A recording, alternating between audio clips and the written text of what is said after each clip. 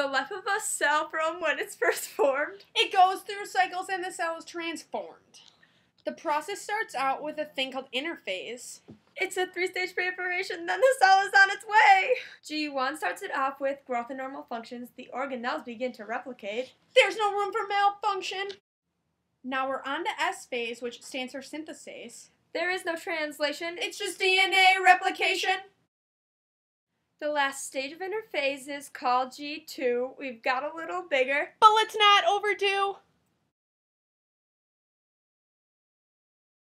Now we're through with interphase and it's on to mitosis. It's the first step of the mitotic phase. That's the prognosis.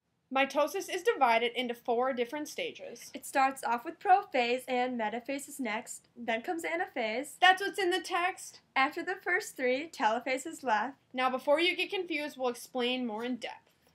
We're starting off with prophase, and the chromatin condenses into what we call a chromatid. It's too small for your senses. The nuclear envelope begins to disintegrate while the centrioles and centrosomes start to migrate. There's this thing that's called the spindle, and in prophase it starts to form. The nucleolus disappears, but don't worry, it'll reform.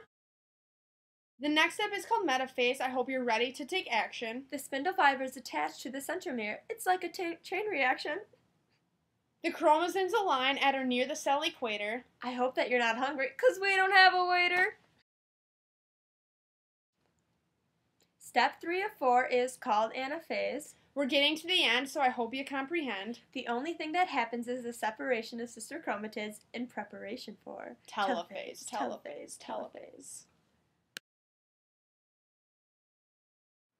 The last step of mitosis is something known as telophase. A separate set of chromosomes at each pole. The nuclear membrane starts to reform.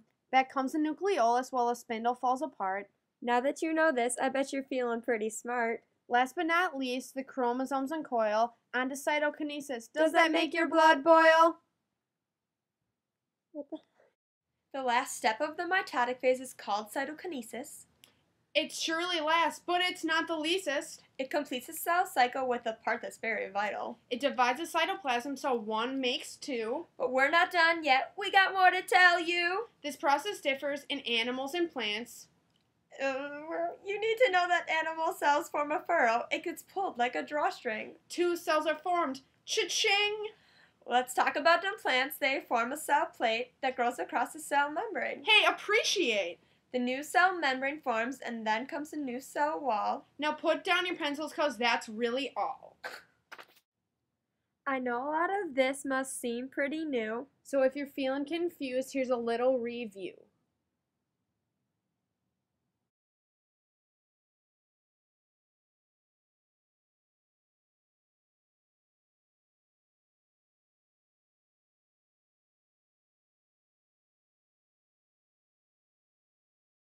Listen up, y'all, because this is it.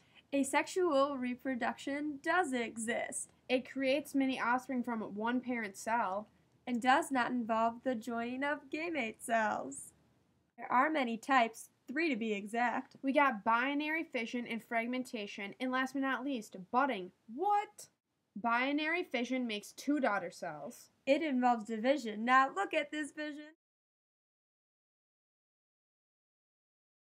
Now DNA is copied and the cell grows. In order for division, cytokinesis occurs. Another form of asexual reproduction is called fragmentation. The being is split into many different pieces. Each grows back what it was missing. Now there are many more. Duh! Winning! The last type of asexual reproduction is called budding. A small projection forms on the outside of another. And then it pops off like, bye, mother.